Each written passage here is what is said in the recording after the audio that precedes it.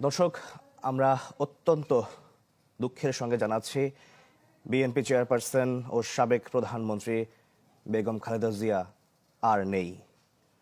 আজ সকাল ৬টায় রাজধানীর এভারকেয়ার হাসপাতালে শেষ নিঃশ্বাস ত্যাগ করেন তিনি।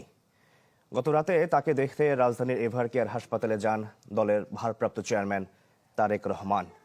এছাড়াও হাসপাতালে যান বিএনপি মহাসচিব মির্জা ফখরুল ইসলাম আলমগীর। এর আগে হাসপাতালে গিয়েছিলেন খালেদা জিয়ার জ্যেষ্ঠ পুত্রবধূ ডাক্তার জুবাইদা রহমান, বড় বোন সেলিনা ইসলাম, ছোট ভাই শামীম ইস্কান্দার, তারেক রহমানের মেয়ে জাইমা রহমান ও আরাফাত রহমান কোকোর মেয়ে জাহিয়া রহমান।